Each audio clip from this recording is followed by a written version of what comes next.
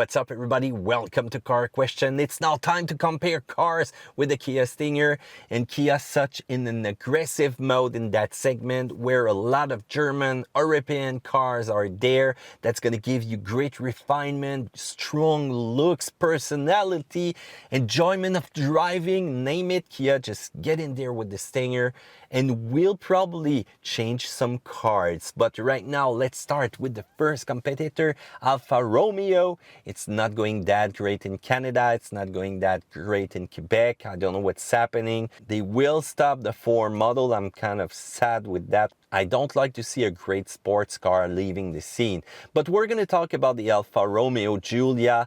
Look at that styling. This is sexy. Look at that interior. This is classy. This is awesome. You will have an amazing time when you will be driving this car. The dynamics are just awesome. You've got also the possibility to choose from a lineup of turbocharged engine that are really strong. The multimedia interface has an easy system also that you can master in no time. Otherwise, inside you've got some storage cubies that are not really great to put all your stuff around. The backup camera is kind of poor when you look at that.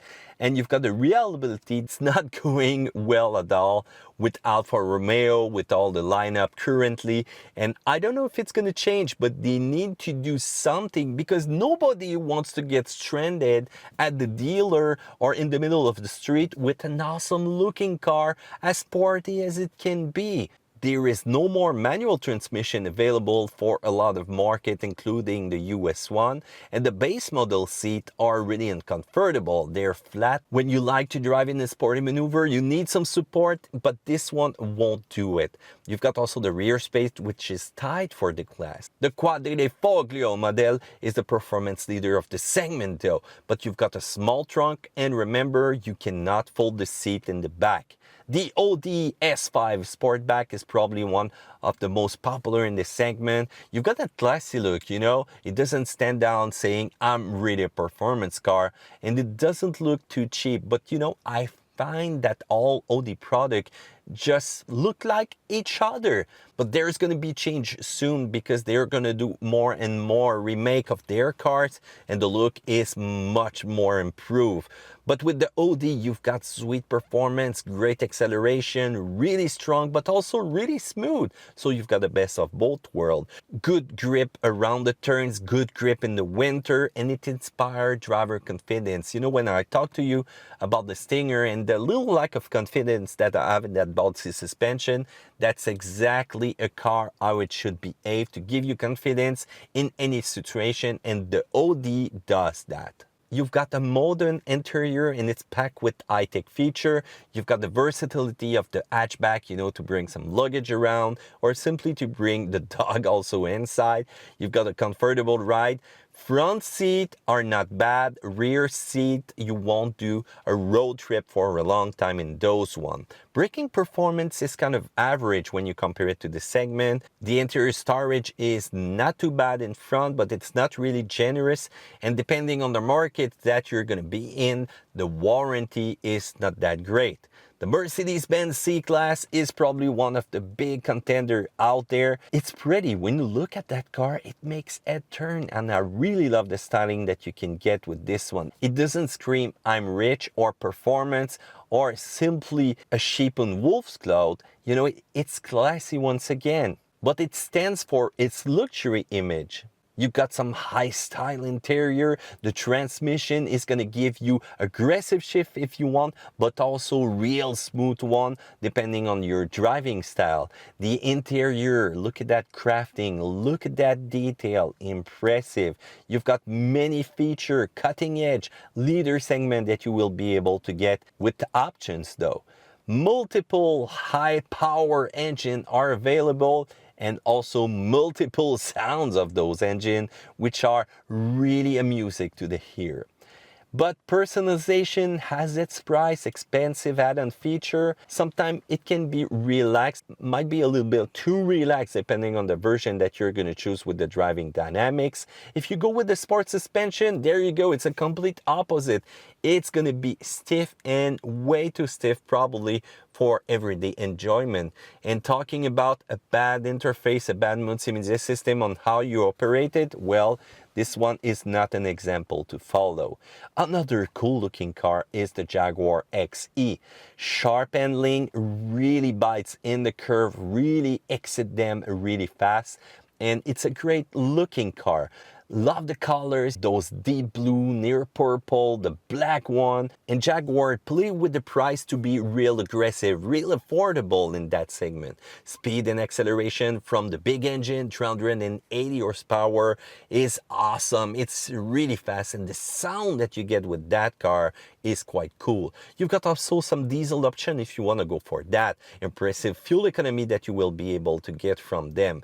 Handling is really sharp, steering performance around turns is really communicative. But the downside of that car, and that's probably one with a lot of downs, buggy infotainment system. Yep, each time that I step in the Jaguar or Land Rover, something happened with the multimedia system. The back seat are not really comfortable, it's too tight.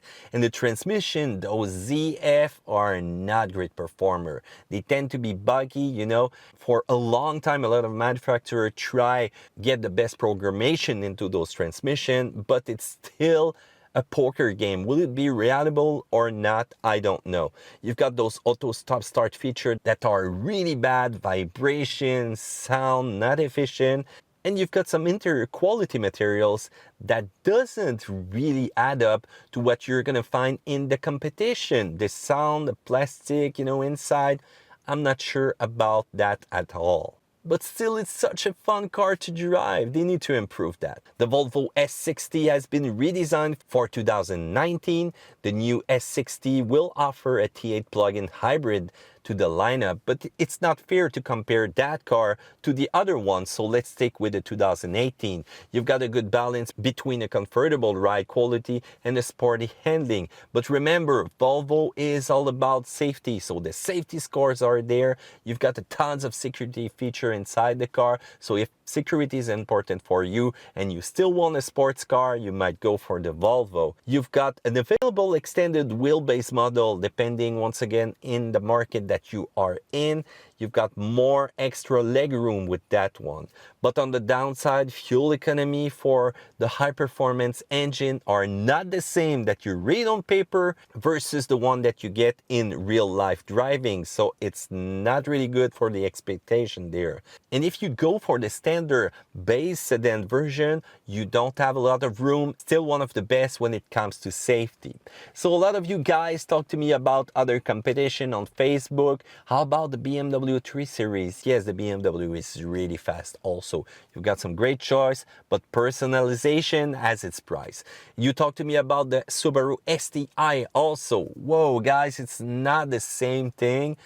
Might be in the same price range if you want, yes, but the Subaru Sti is a rally breed car. It's a time attack car. It's performant but archaic in some kind of way. You don't get the same feeling that you get behind the wheels of a German car. It's not going to be the same fun for you and your friends to go to the restaurant in such a rally car compared to a comfortable one that you can have when you switch it into comfort mode with the Stinger. Still performance are nearly identical, but the Sti is much more about raw stuff, raw handling, raw driving techniques. You need to be good and really skilled to master an Sti, and that's the beauty about it. So the Kia Stinger is much more about comfort in some kind of way, but oh boy, is an Sti is so fun when you're behind the wheels. Otherwise, guy, the favorite one, well, from a reliability point of view, that's gonna change a lot of things. From a bargain point of view, the Stinger has it, that's for sure. For one of the best experience possible, the Audi sure is a leader. Anyway, I'm gonna show you that my decision in the next second. But during that time, guys, feel free to go check out the math score in the description below. This is an Excel file that we will work as time passes. It will get better. But remember, I want your input. Tell me what you think in the comment section down there below. Do a thumbs up because you like that. And also subscribe. Press the little bell, the notification. That's really important if you want to be noticed of every video that we will release at Car Question. Take care.